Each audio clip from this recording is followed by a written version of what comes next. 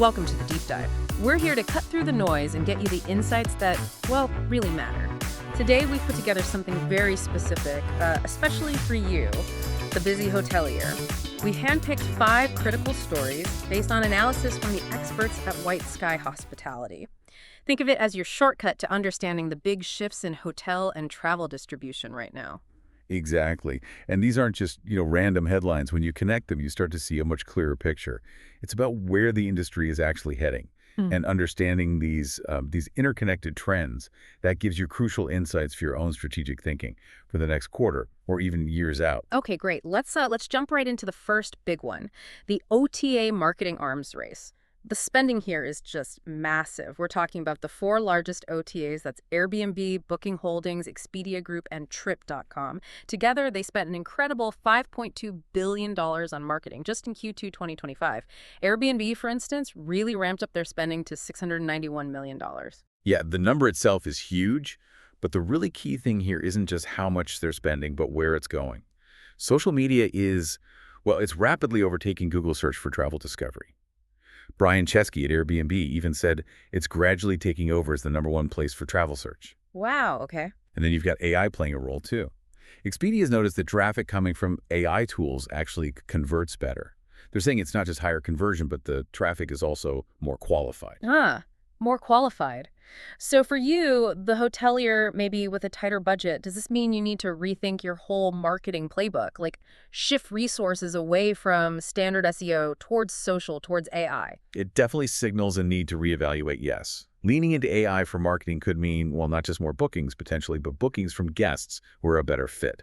And this shift, it enables other big moves. Like our second point, Airbnb's fee structure revolution. Yes. Tell us about that. So for most hosts using property management software, a PMS Airbnb changed things up. They moved away from that split fee model, the 3% for the host, maybe 14 to 16.5% for the guest. Now it's a single direct 15.5% host commission. Right. And that's a very strategic move. It makes their pricing look just like Booking.com and Expedia. So guests see clean pricing, which is simpler. But the bigger picture here is it really positions Airbnb for more hotel expansion. Pedro Colaco from Guest Centric had a great quote on this. He said, it makes Airbnb interchangeable with traditional OTAs. It's basically Airbnb saying to hotels, look, we're like Booking, but, with stronger brand equity and a better user experience. It's a clear grab for more of that traditional hotel market. That is a bold move. And speaking of bold, our third trend involves Accor. We're calling it their subscription gamble. They've launched all Accor Plus globally. They basically rolled up their regional loyalty programs into one subscription, and they're tapping into that whole subscription economy thing, which has apparently grown, 435% in the last decade? It makes sense on paper. The idea is obviously to drive direct bookings. They offer perks like faster status, deeper discounts, exclusive events, things like that. But, and this is the crucial part, a brilliant strategy needs brilliant execution.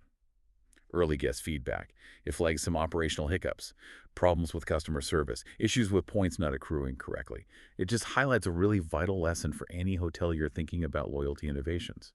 You have to deliver consistent value and a seamless experience. Otherwise, it falls flat. Execution is everything. Okay, moving on to M&A. Trend 4 is this interesting focus on quality. It's a bit of a paradox, actually. Global hospitality M&A value went up by 17.3% to $10.8 billion in the first half of 2025. But the actual number of deals, that dropped by almost 19%. Exactly. Fewer deals, but bigger price tags. It signals a definite shift towards quality over just quantity. You see it in the big examples. Hyatt buying Playa Hotels and Resorts for $2.6 billion, Marriott acquiring Citizen M for $355 million. Luxury is really driving a lot of this activity. And crucially, private equity deals. They absolutely plummeted, down 85% year over year. 85%. Wow. Why the drop? Mostly high borrowing costs. It's expensive to finance those kinds of deals right now. So companies are favoring strategic acquisitions instead buying for long-term growth, for synergy. It's less about financial engineering and quick flips, more about integrating for real operational value. Makes sense. Less financial shuffling, more strategic building. Okay, finally, let's talk AI infrastructure. It's evolving incredibly fast. You mentioned Google's Gemini 2.5. You can handle natural language flight searches now, right? Find me a week-long trip this winter to a great food city, but nonstop flights only. And their Pixel 10 phone has this magic queue feature that automatically pulls up travel info. Yeah, and it's way beyond just smarter search. Yeah. You've got companies like Winganigun doing real-time speech translation, 5 languages now, planning for 20. Hmm. And MCP servers that let external AI models just directly execute bookings, no human needed in the loop. But what really stands out is how AI is getting into real-time marketing.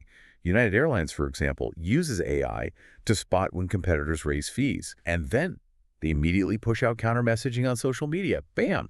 The infrastructure is enabling these incredibly dynamic instant responses. Instant counter moves. Okay. So if we tie all this together for you, the listener, the pace of change in distribution, it's rapid. Hmm. From how marketing works to how fees are structured to M&A strategy, and underpinning it all, this fundamental role of AI. It's not just coming anymore, it's here. It's actively reshaping things right now. Absolutely. It is a lot to take in, but really vital for your strategy moving forward. So maybe the question to leave you with is this.